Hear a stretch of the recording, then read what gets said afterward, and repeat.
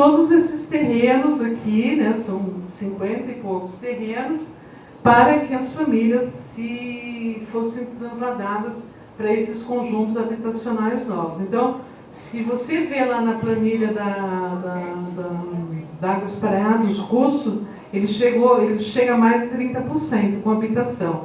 É que ele não está sendo gasto no momento, mas tem tudo para gastar. Então, são 50 áreas, 5 mil unidades iniciais. E aí, alguns exemplos do que já foi entregue. Aqui é o Jardim Edith, ali na frente da Globo, né? Era uma favela assim, histórica, antiga, etc. e tal. Pode passar. Então, a gente fez esse conjunto. Acho que ele é um modelo bacana, porque ele junta habitação, creche, posto de saúde, a escola de gastronomia e investimos na verticalização. Então, as famílias estão lá hoje felizes. E a próxima, pode passar. E aqui os projetos todos que os arquitetos fizeram para a área, isso já está licitado, contratado, basta construir. E aqui então o córrego, né, com as favelas, e aqui um exemplo bem bacana, porque aqui está a favela e aqui o novo conjunto construído. Então as famílias fizeram sua mudança a pé. Pode passar? Aqui, agora, aqui já passa lá o monotrilho, então a favela já saiu, mantendo as famílias no bairro, com suas relações sociais e etc. e tal.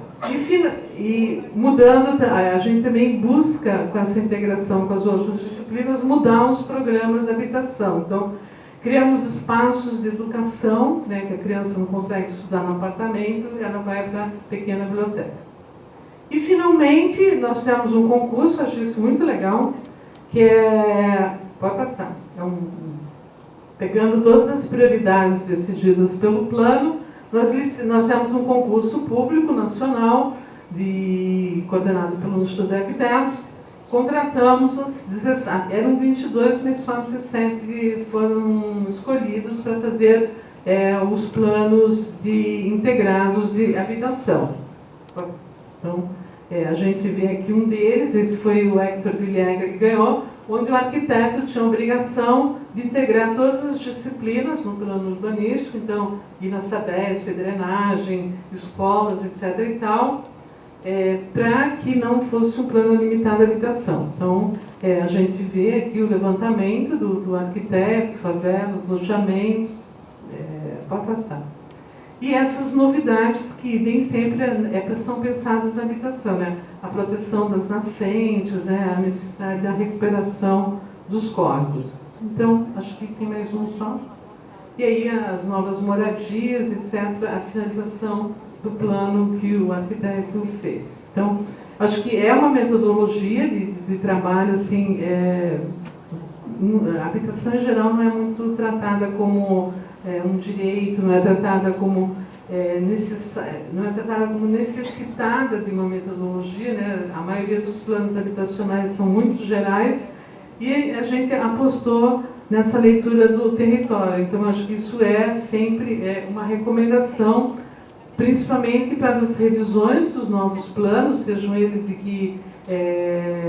direcionados a qualquer das disciplinas, porque acho que a relação íntima com o território ela pode ser uma das poucas alternativas a essa leitura toda que a gente já faz do resultado dos primeiros planos diretores elaborados no início dos anos 2000, à luz do Estatuto da Cidade. Eles eram planos muito gerais, só davam diretrizes, metas, etc. e tal, não foram monitorados, esse é um problema grave, né?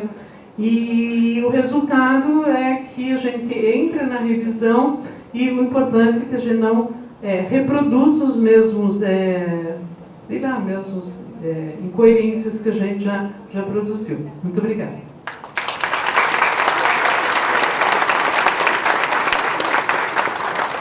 Bom, Elizabeth, obrigada pela apresentação. Eu coloco, acho que como ponto importante na sua fala também, a questão da gente conhecer o território e a questão da priorização por subbacias. Eu acho que a conhecer esse território faz com que nós, do planejamento urbano, em conjunto com as outras secretarias, a gente conheça qual vai ser o nosso desafio no sentido de integrar todos esses planos que estão em desenvolvimento, como mobilidade urbana, desenvolvimento com relação às áreas de proteção ambientais, o plano local de habitação.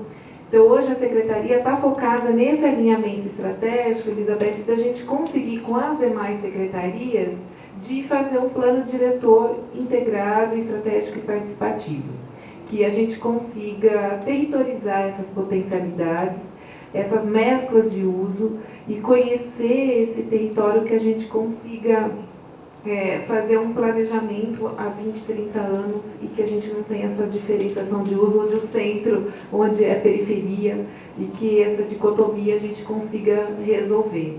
E que dentro de uma política habitacional a gente parar de fazer casa de pobre para pobre. Eu acho que isso, a gente está mudando esse conceito, até tem algumas críticas até com relação aos programas habitacionais que o governo até coloca, que isso a gente vai cutucar aí no debate.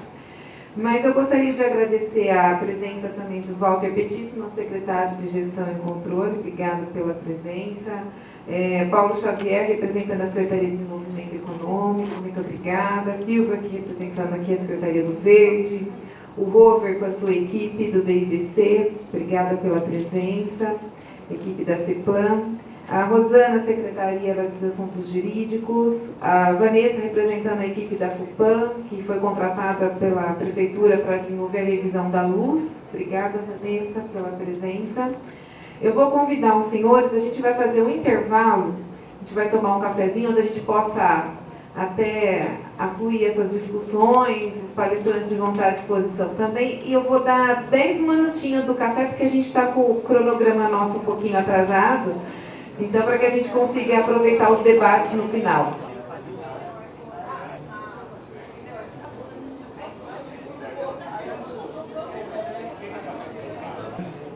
E agora nós vamos abrir o debate para que quem tiver uma questão, uma pergunta, um esclarecimento, nós temos aqui um microfone à disposição e normalmente eu vou propor que a gente utilize o que a gente tem utilizado normalmente nos debates. A gente abre para 4 pessoas inicialmente, ou seja, 4 perguntas ou esclarecimentos, e eu peço que a pessoa se dirija ao microfone, se identifique e dirija a sua questão para ou assim, para facilitar, olha, eu gostaria de fazer uma pergunta à doutora Elizabeth, eu gostaria de fazer uma pergunta para o doutor Eduardo. Ou então, se quiser uma resposta dos dois, também especifique, para que eles possam também se organizar para cada resposta, para cada retorno. Tá bom? Então, 4, inicialmente eu vou abrir para 4 inscrições. A Mauri. É bom dar o nome, peraí. É o senhor atrás, depois o Ari e depois o Luiz Fernando. José. A Mauri, José. O Ari e o Luiz Fernando. Depois a quinta, Valquíria. Qual o seu nome? Lena. Helena, tá bom. Pronto. Tá bom, depois a gente abre. Carlos Alexandre. A gente abre a. É que são grupos de 4, não tem nenhum problema, então não vamos perder a ordem da inscrição, não. Então, primeiro, a Mauri, por favor, Mauri.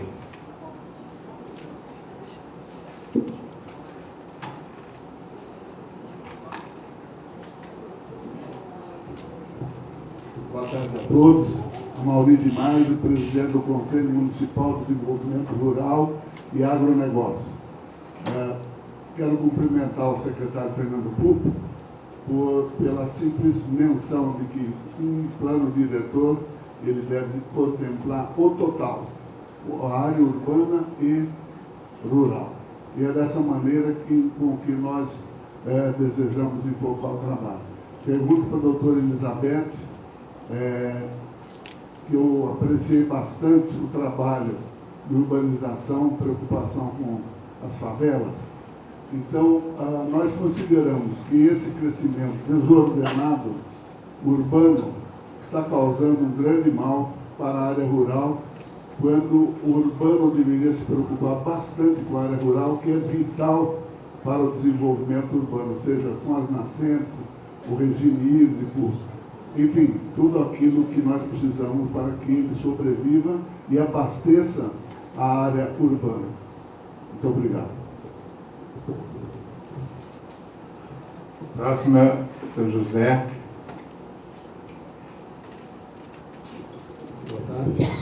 Boa tarde. Meu nome é José Furtado. Eu sou coordenador do Observatório Campinas que Queremos. Fazemos acompanhamento da cidade enquanto indicadores de qualidade de vida. Eu tenho alguns comentários a fazer com respeito ao plano diretor participativo. Nós estamos participando do fórum pelo plano diretor participativo, várias entidades e cidadãos já assinaram um manifesto que vai ser encaminhado na semana que vem ao senhor prefeito e à mesa da Câmara e aberto à sociedade, que solicita, que pede, defende a proposta de um plano diretor participativo, efetivamente participativo. E aqui eu aproveito para chamar a atenção da professora Elizabeth e do professor Eduardo. Talvez não estejam acostumados à cidade, mas eu insisto, né, no participativo, porque não é costume, não é histórico da Prefeitura de Campinas aceitar a participação da sociedade civil nos diversos fóruns, nos diversos planos, né, que são desenvolvidos na cidade. Basta ver o exemplo da revisão da LOAS, né, que é dito participativo, mas que poucas pessoas têm oportunidade de realmente participar.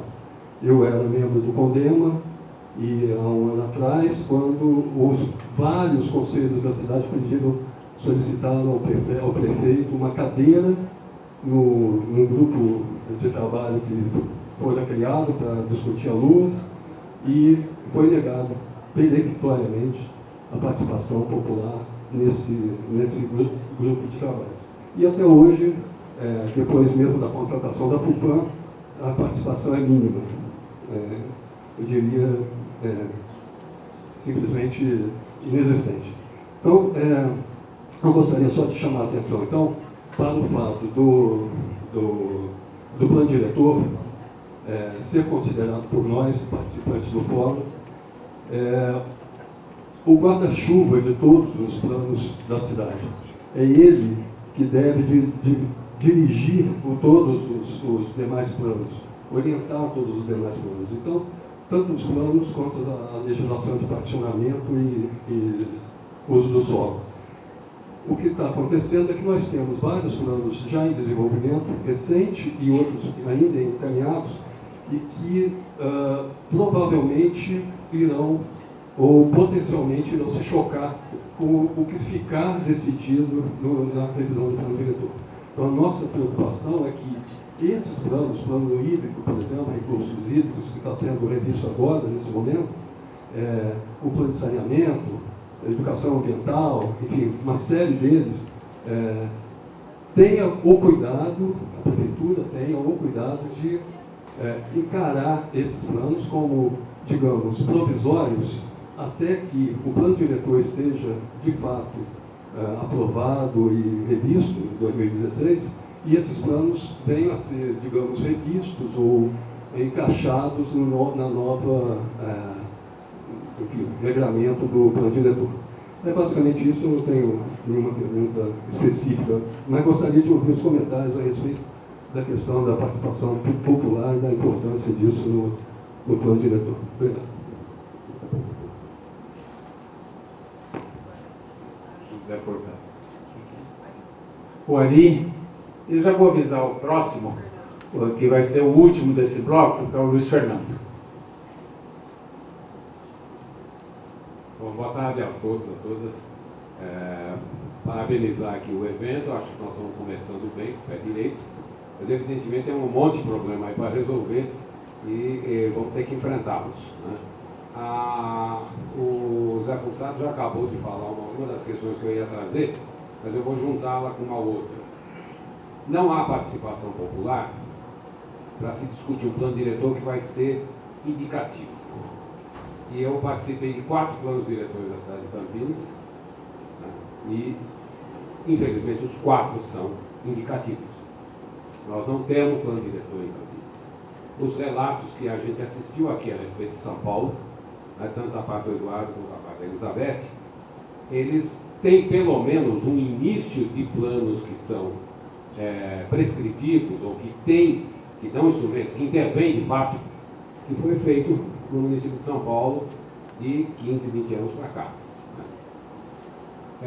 Então, uma questão que eu tenho mais específica para o Eduardo.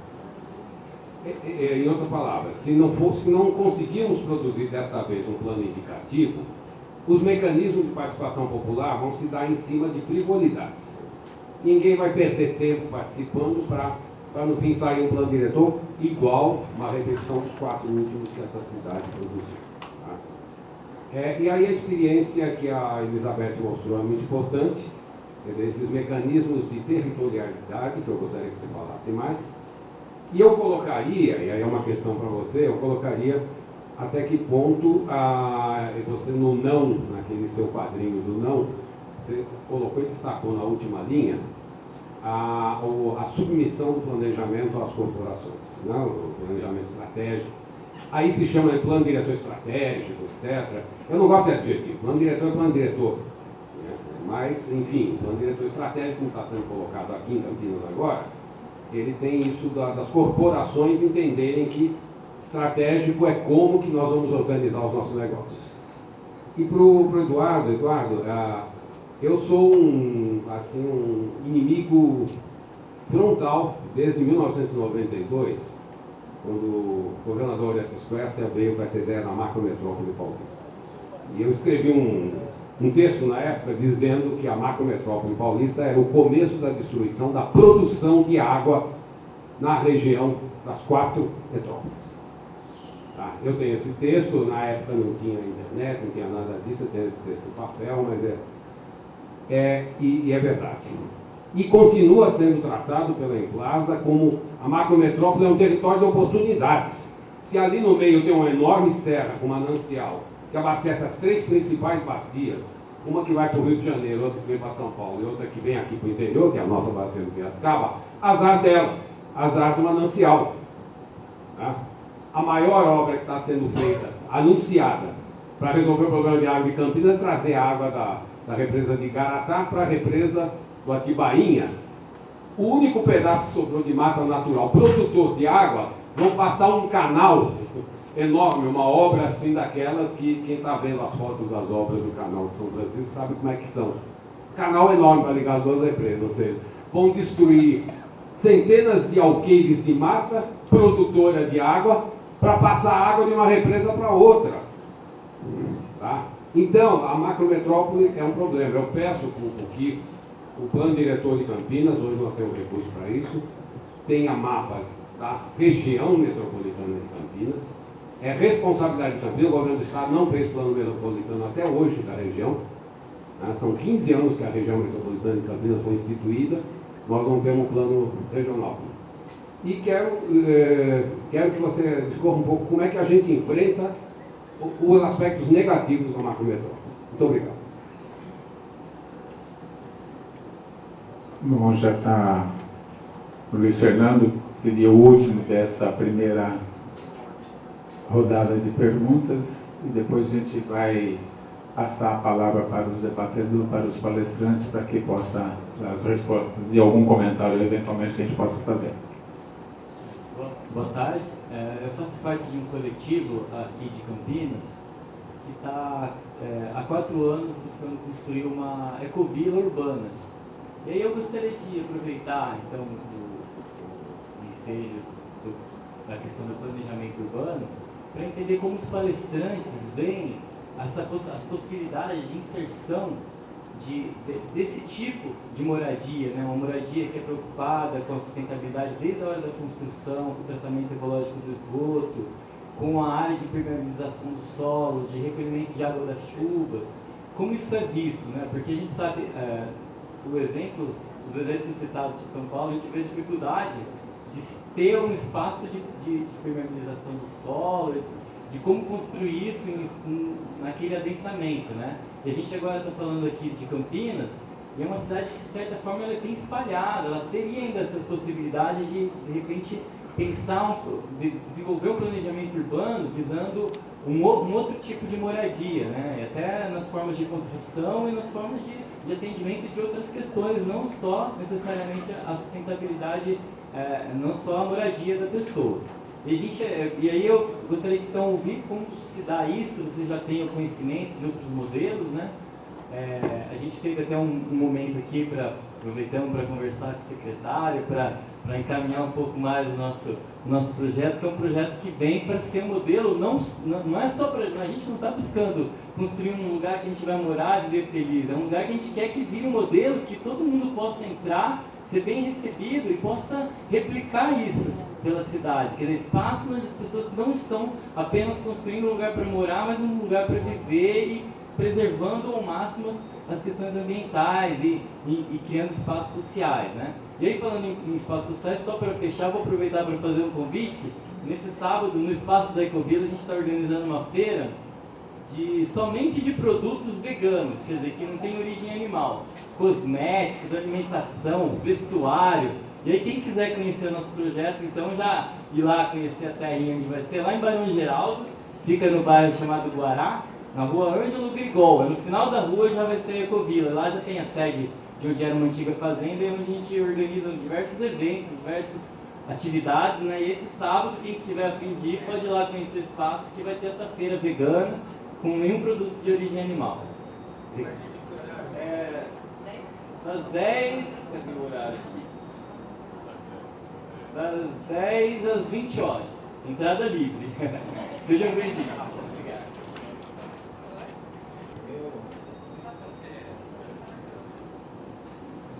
Bem, a pergunta do Amaury é da questão do aumento das áreas precárias e prejudicando as áreas dedicadas aí à produção rural. Isso é um desafio, porque a população brasileira não está crescendo. Então, por que aumentam as áreas informais? É uma coisa que a gente deveria pensar. E é muito simples, porque a população não está conseguindo moradia, e então ela vai para o aluguel e vai se construindo mais moradias precárias onde não se deveria construir. Então, esta equação ela não está resolvida do ponto de vista do planejamento habitacional. Então, no caso de Campinas, vocês estão em elaboração do plano. Eu acho que é possível vocês delimitarem já as ZEIs, né? Já deve ter ZEIs delimitada, né? Áreas de expansão de ZEIs e controlar a proteção do território rural. Particularmente, eu vou falar uma coisa aqui muito politicamente incorreta em São Paulo, eu acho que o gestor público deve coibir invasões.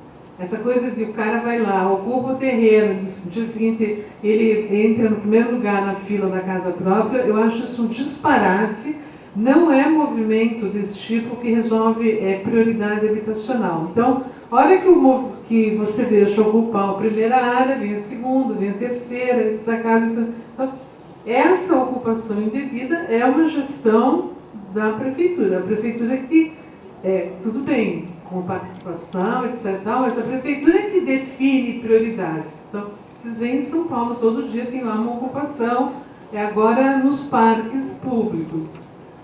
Isso é fruto de a gente não ter sido duro com quem invadiu a primeira vez. Porque a hora que quem invade não é necessariamente prioridade, porque o cara que mora lá numa favela, na Cantareira, não tem tempo de participar de movimento. Então, isso é uma coisa da gestão pública e acho perfeitamente sanável na elaboração do plano. Em relação à pergunta do observatório, do José Furtado, onde está oi. A prefeitura, ela não conhece os melhores canais de participação, conhece alguns. Então, quando a gente diz, não tem canais de participação, eu acho que junto a gente deve sugerir canais de participação. Às vezes, você faz as oficinas nos bairros, mas talvez não seja melhor fazer nos bairros. Aí você faz as associações também. A prefeitura sempre está disposta a fazer reunião. Eu lembro, a gente fazia em Paraisópolis 1000 reuniões por mês.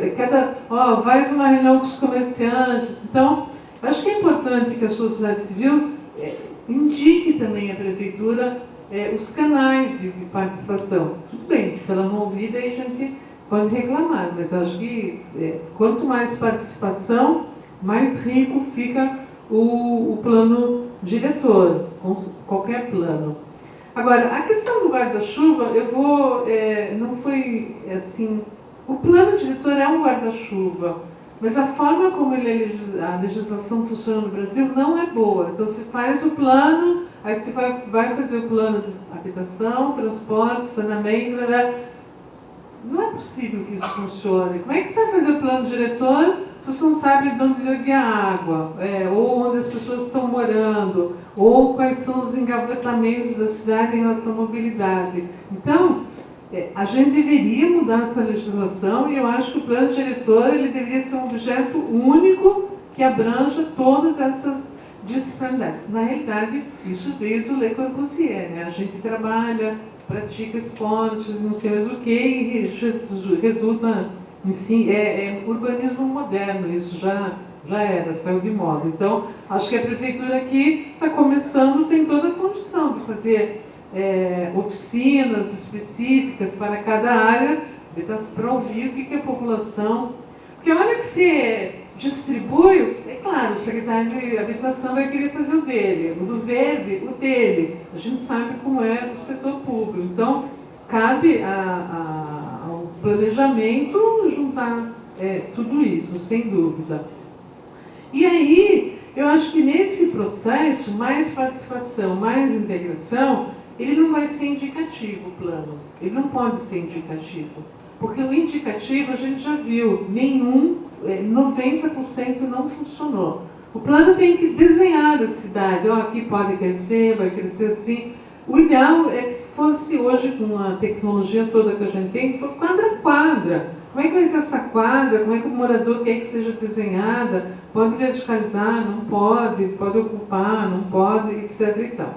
E, finalmente, em relação à Ecovila, olha, lá em São Paulo, eu não vou fazer, não é campanha eleitoral, mas o meu ídolo, Eduardo Jorge, que era um homem preocupado desde o início com essas questões, ele sempre defendeu, nessas áreas que não eram rurais, mas agora vão voltar a ser,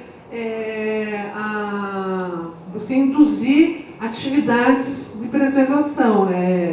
Não chamava Ecovila, mas é Ecovila, você ter vida sustentável, produzir alimento orgânico para facilitar o acesso. Então, eu não vejo realmente nenhuma incompatibilidade e acho que atualmente, com todas as lições que a gente tem aprendido, né? Sim, existe mudança climática, sim, a gente pode ficar sem água, sim, as cidades podem acabar, etc. e tal.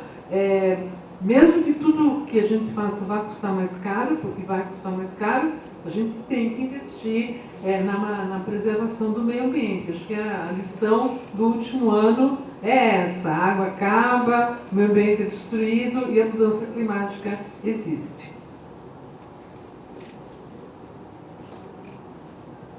Tá bom, vou passar para o Eduardo. Bom, vamos lá. Bom, acho que com relação à questão da participação popular, lógico que todo processo participativo é questionável, né? Agora, existe uma questão legal, ele é obrigatório, então você tem que cumprir com determinadas questões, senão ele pode ser questionado, inclusive, na justiça, né? Ele tem que ser. Isso eu digo pelo seguinte: lá em São Paulo nós tivemos um projeto bastante, não diria complicado, mas bastante controverso, chamado Nova Luz, que pretendia renovar uma área da cidade ao longo da Rua Santa Efigênia, que concentra os eletroeletrônicos de São Paulo, que na verdade queria trazer novos grandes empreendimentos para a área da luz, né? E, lógico, como é obrigado por lei, teve que ter as audiências públicas, né? Mas a manifestação da população foi tão grande durante as audiências públicas que o juiz considerou que não tinha participação popular e ele barrou na justiça esse processo. Então eu acho que a questão da participação ela também está vinculada à mobilização da sociedade. Se a sociedade não estiver mobilizada, ela não acontece, né? Se a sociedade estiver mobilizada e realmente querer brigar pelos seus, né, pelos assuntos que lhe interessam, o poder público ele tem que ouvir, né? Tudo bem, lógico que a gente sabe de várias questões que não é bem assim, mas eu acho que hoje em dia, por conta dessas questões estarem definidas em lei, né, você tem geralmente aí o Ministério Público, o Judiciário, que procuram ter um olhar um pouco mais cuidadoso sobre esse processo. Mas eu acho que realmente tem que ter uma mobilização da sociedade, porque é a sociedade que tem que dizer o que ela quer, né? Se ela também fica esperando o Estado, né, o poder público convocá-lo, então acho que tem que ir lá, tem que batalhar, né? Não estou falando especificamente do caso de vocês que desconhecem, mas eu acho que a questão tem que se dar por aí. Como tem esses instrumentos que são exigidos por lei, eu acho que a primeira coisa é fazer com que eles sejam de fato, eles ocorram de fato, e depois questionar se está ocorrendo mesmo ou se, né, não está ocorrendo. Então acho que essa questão da participação popular, né? Com relação ao plano diretor, é muito difícil. A gente tem um professor lá, foi professor de vários colegas lá da USP, chamado Flávio Vilaça, que ele já falava das ilusões do plano diretor, né? Mas ele dá uma chave para essa questão, que é o plano diretor, de certa forma, vinculado à lei de uso e ocupação do solo, porque ele fala que o que de fato funciona para a área formal da cidade é a lei de uso e ocupação. Então, acho que quanto mais o plano diretor tiver uma aderência com a lei de uso e ocupação e tiver diretrizes que são aderentes com a lei de uso e ocupação, né? Ou seja, que ele debata no fundo a questão do uso e ocupação do município, né, como um todo, e entendendo o município também como área rural e não só como área urbana, né? Quanto mais ele se aprofundar nessa questão, eu acho que maior a probabilidade depois que ele venha a ser executado, se tiver respaldado depois na lei de uso e ocupação e nos instrumentos, né? Porque não é só mais a lei de uso e ocupação, mas você tem vários instrumentos urbanísticos que se autorregulam, né? Então eu acho que a questão toda é por aí, né? Mas certamente está vinculado com a questão da participação da sociedade civil, né? Então acho que a sociedade civil tem que falar que cidade que quer, né? E tentar conversar e, né, estar sempre junto aí, questionando o poder público e tentando fazer valer também a sua voz. Bom, com relação à macrometrópole, aqui eu não estou defendendo a Emplasa, nem o plano da Emplasa, mas é uma realidade esse ente econômico. De fato, a Emplasa vê isso como um território de oportunidades, né? Eu acho que como fenômeno territorial, eu não sei se ele é reversível, infelizmente, né? Porque isso está relacionado com o próprio sistema de produção do espaço, né? Da necessidade de concentração do capitalismo para que as coisas se desenvolvam. Mas eu acho que existem experiências que são interessantes e que podem ser recuperadas para trabalhar a questão regional, né? E aí eu lembrei da experiência que a região do ABC teve, que foi o consórcio intermunicipal, que foi a junção de várias cidades, né, dentro de uma estrutura que não era uma estrutura definida pela legislação, porque agora até depois do Estatuto da Cidade ele previu essa figura, mas quando ele foi feito não era previsto, que é juntar as cidades para debater temas comuns, né, como a água, como a questão da habitação, os recursos naturais, da preservação ambiental, porque, lógico, o rio nasce aqui, mas ele vai morrer no mar, né, e ele passa por vários municípios.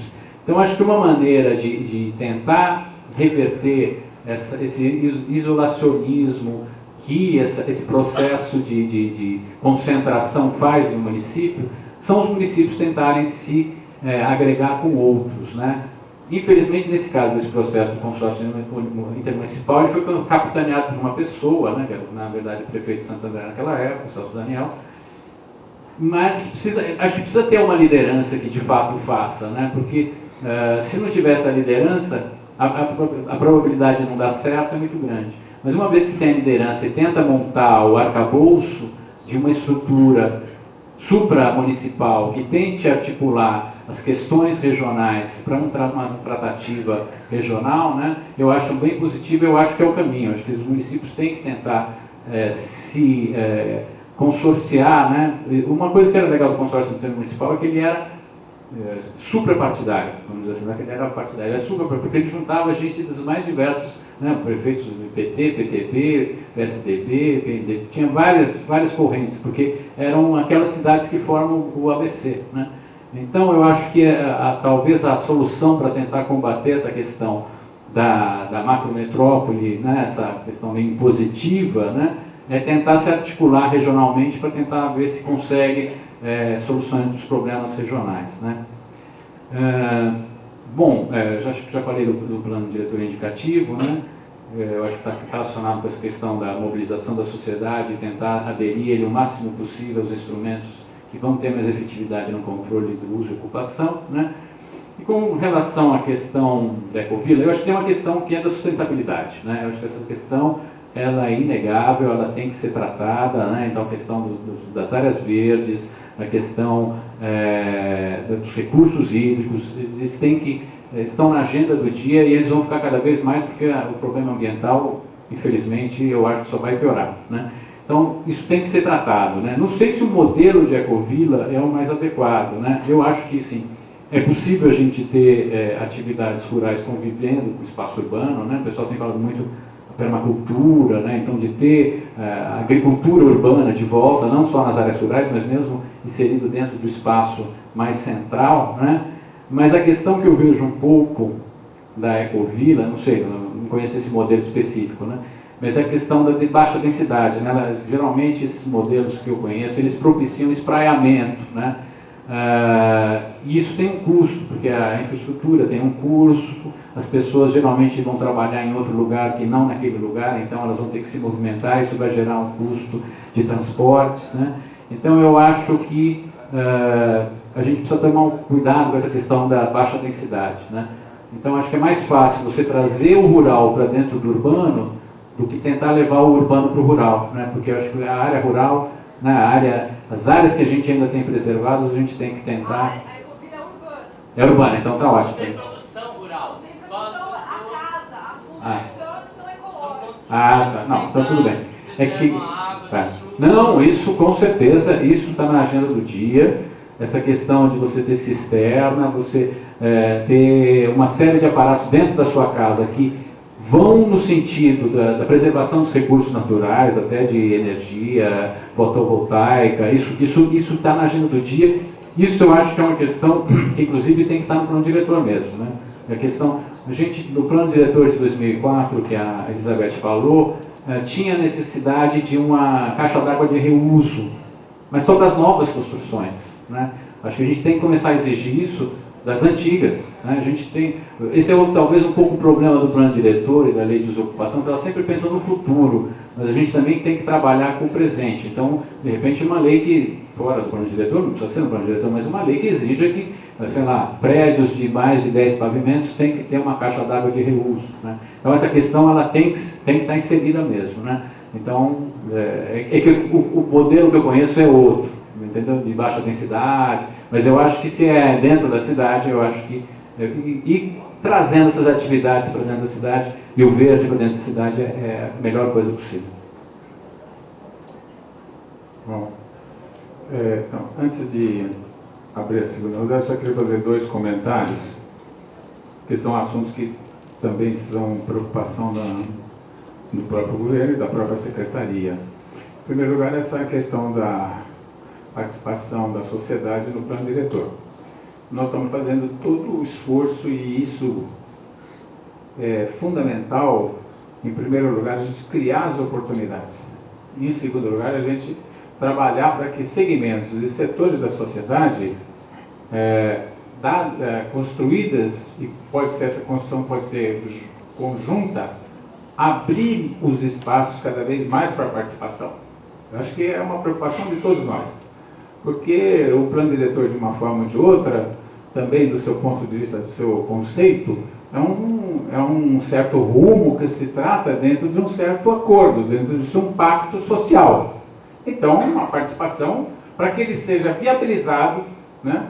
E que ele seja construído, viabilizado e respeitado, essa condição é fundamental. E quando eu falo pacto, não quero dizer ausência de conflito e de opiniões divergentes. Certo? Então, eu acho que esse processo é muito importante. E nós estamos dispostos a levar isso à frente junto com os diversos segmentos. A questão também do plano diretor, os diversos planos, existe a nossa preocupação, e até a Carol colocou, que nós temos que ver os planos já setoriais ou específicos já existentes, nós temos que levar em conta. E os que estão em elaboração ou ainda vão ser elaborados, obviamente, tem que conversar com o plano diretor e dentro um pouco do que a Elizabeth falou. Tem certas coisas que tem que compor o plano diretor. O Eduardo também tocou nesse assunto, né? E aquilo que não for possível, revisar posteriormente o estabelecimento do novo plano diretor. Essa, pelo menos, é a ideia que nós temos com relação a esses assuntos. A questão é que certos planos já foram elaborados, não só por iniciativa de uma ou de outra secretaria, até por condições legais da obtenção de recursos a nível do governo federal. Então, Plano Municipal de Habitação de Interesse Social, Plano de Saneamento Básico e outros, na verdade, foram construídos devido a essas regulamentações que foram colocadas pelo governo federal, ligados, inclusive, não só à questão do PAC, mas dos recursos, principalmente dos recursos do AGU. Então, é importante, eles terem sido realizados, elaborados naquelas épocas, eram fundamentais para garantir o acesso a certos recursos. O que nós temos agora é que tentar ver como é que a gente compõe tudo isso. Eu acho que esse é o desafio que nós temos nesse momento. Então, era isso daí, participação popular já construída em 2001, no caso da região metropolitana de Campinas, e mesmo, eu acho que a macrometrópole, se eu não me engano, ainda não é uma instituição jurídica legal. É um estudo, que o governo do Estado tenta fazer um certo planejamento com relação a essa região. Agora, pela Constituição, gente, até que seja diferente, sobre o território, quem determina é o poder municipal. Então, agora, o que eu acho que é importante é que a gente leve em consideração, por exemplo, nós estamos numa região metropolitana, né? Nós temos que ver como é que são as relações, os fluxos entre Campinas e outras cidades da região metropolitana, principalmente aquelas que são conurbadas, né? E também, obviamente, com outros espaços territoriais que a gente possa definir, inclusive, como eu falei na minha fala inicial, devido até à existência do aeroporto e de outros fluxos que até não dependem do aeroporto, Campinas tem ligações a nível da América Latina, a nível internacional. Então, nós temos que, não é se submeter a isso, nesse sentido, eu acho que você tenta, mas é levar em conta isso para que a gente possa realmente criar certos instrumentos e certos projetos estruturantes que contenham essas preocupações. Eu vejo um pouco assim. Então, nós temos bairros em Campinas, como o Pedra Branca, que são bairros rurais. E eu queria falar alguma explanação sobre produção de moradia na área rural, que não são ecovilas, talvez para contemplar os trabalhadores dessas fazendas e que ocasionalmente vêm, ocupam colônias, mas a gente tem um exemplo vivo aqui, em concreto, do Pedra Branca, né? Dentro do Pedra Branca existe uma área de ocupação e como que se resolve o problema da habitação em área rural. E o Xavier aqui, a gente estava trocando uma figurinha, a gente também queria que falasse um pouquinho sobre a implantação de habitação de interesse social em áreas que não eram ZEIS, que não estavam marcadas como ZEIS, que você citou muito rapidamente um exemplo. E uma coisa que me suscita sempre a curiosidade é sobre o aluguel social. Se o aluguel social não seria também uma alternativa para minimizar as vicissitudes de habitação. Então, acho que é isso, né, Chico? Como se cobre os custos desse tipo de produção. É isso. Já estão encerradas as discussões? se houver condições, a gente abre um terceiro bloco. Boa tarde, eu me chamo Helena. Eu vou fazer alguns comentários e talvez até virem perguntas, mas mais voltado para o pessoal da prefeitura mesmo, do que para as apresentações, né? Eu sou mestre em geografia pela Unicamp, né? Terminei o mestrado agora, e inclusive eu trouxe 2 aqui deles, mas não vou deixar de presente porque tem na internet, né? Não precisa.